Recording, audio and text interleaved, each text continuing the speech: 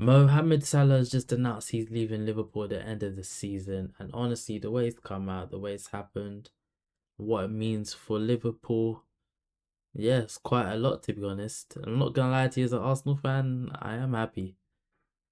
But yes, if you haven't seen already, Salah released a video announcing that he will be leaving and this is his farewell season. I don't know how he's going to leave exactly because he is under a 2-year contract. He did sign the extension last year, so I think they're just going to find a deal with another team in the summer, and he will be gone. And I've got to be honest, the way it's unfolded, it is quite sad to be honest. Like, not sad for me because this man has tormented Arsenal for years, but just sad in the way it's all fumbled. I mean, from last year to what he done with Liverpool, winning them their second Premier League title and playing absolutely unreal, being the top goal scorer, playing in every game. And he was the reason why Liverpool won that title. I refuse to believe that if he wasn't there, they wouldn't have won that. Arsenal would have won the Premier League title, but it happened. Slot was very lucky. But I want to talk about Salah's legacy in general. Like, this guy has been unreal. The man scored 255 goals in 435 appearances for Liverpool, putting him third all time in Liverpool's top goal scorers. He won 2 Premier League titles, a Champions League, FA Cup, 2 League Cups, the Club World Cup, 8 major trophies. He's won the Golden Boot 4 times, level with Henry. 4 times. In his debut season alone, he scored 44 goals in 52 games. Like, I don't think we're deep in. He actually redefined what a modern winger is. Like, before he joined, wingers, if they scored 10 to 12 to 15 goals, were saying that, yeah, that's a good season for them. This man came into the league and he was getting 20, 25, 30. He set benchmarks for 20. If you're not getting 20 goals, you're not doing good enough. This is the benchmark that he set. Like, it's ridiculous. And just the moments that Salah had in general. I think of the City goal where he was running through in the corner, in the edge of the box, and he wrapped it. I think of the Everton goal. I think of the goals against Man United. How many of them that he packed them in? I think of the seasons that he just had where he was absolutely unstoppable. Like, it's an unreal signing. Like, honestly, I think when you talk about the Klopp era and signings that he made, I feel like you have to say that obviously Salah is the best signing. You have to go with Salah. But it's like that sort of signing, it really, him and Mane, it really just like symbolized the type of players that Klopp wanted in his team, and they were just at the forefront of everything successful for Liverpool. And even with a lot of the players leaving and a lot of the players becoming at the tail end of their careers, Salah still kept it at a high level. And only just this season he's lacked. But at 33 years old, and if I'm being honest, when I look at this Liverpool team, who is actually playing well? Who can actually say that, yeah, I was as good as I was last year? Jobberslai is arguably better. Well, not even arguably, he is better. The rest of them, they've not been good enough. Keeper's not been good enough. Van Dijk, Konate, the midfielders. No one's been good enough. So as much as we can say that Salah has tailed off, the whole team has tailed off. So I feel like they've kind of let him down in that sense, but I don't know. It's a hard one. But there's no denying that the decline is there. It is clearly there. I feel, especially in this league, the P&P that we're seeing now in the Premier League is too much for him. And for him to only this season have 5 goals, like, this ain't the Salah that we know. No way, no way.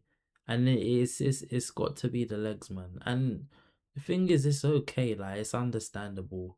These things happen in football, but I feel like the way they went about it wasn't the right way. It all starts with the breakdown with Slot. That's where things got messy in December after being benched against Leeds. Obviously, Salah went on the camera and he said the club had thrown him under the bus. Said his relationship said his relationship with Slot has broken down. Said he didn't understand why this was happening.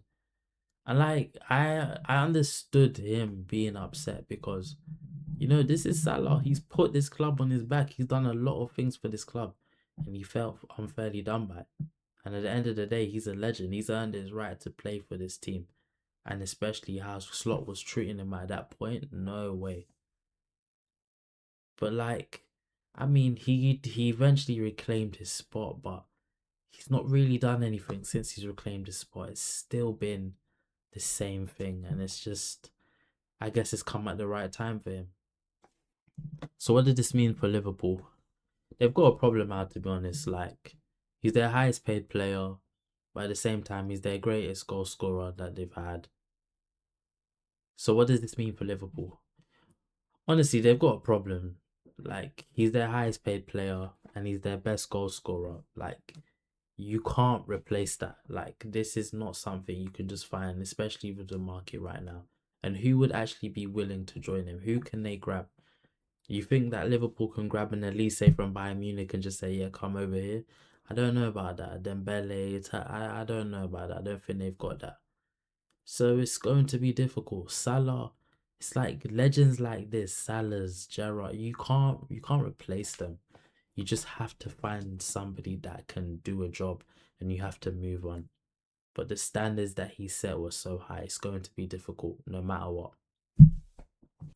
Now, where's he gonna go? I mean, everyone's talking about Saudi Arabia, and I guess that's the one that makes the most logical sense. Obviously, with his religion, going to Saudi, I'm sure the package that they've had for him, they've been wanting to sign him for a long time now. They want to make him the face of the Saudi project. So it would make sense, but there's also MLS. There's also going to Europe. I mean, he could return to Roma. That would be something interesting. And you know what? Like, a part of me still feels like Salah still has something left in Europe. Obviously, right now, what we're seeing is not the best, but this league is just so P&P based. I feel like him going to somewhere like Italy or Spain, I definitely think he can do a lot of work there. Especially if you got a team that is willing to work around him. There's still a lot left in him, but it's the wages that will be the issue. I don't think any team in Europe is willing to pay those wages to keep him here. And for that reason, I think he will definitely be going to Saudi.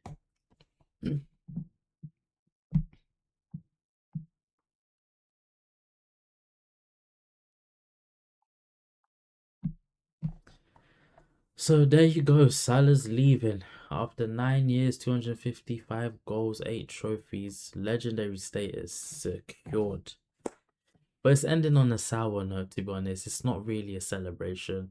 I know he's going to kind of have his farewell tour now, but this is not how Salah would have wanted to leave. And I know this is not how Liverpool fans would have wanted Salah to leave, but with everything that's going on with your season right now, I think it makes the most sense. And honestly, I kind of respect him for this because he's probably looking at it thinking he's at the stage right now where he's not really giving much to Liverpool and maybe it's the best for him to just leave, and all credit to him. But he cemented himself in Premier League and Liverpool history forever. And just as a winger in general, he's really changed the game for modern wingers. And I don't think we'll ever find another player like him. But yeah, Mohamed Salah, that's him.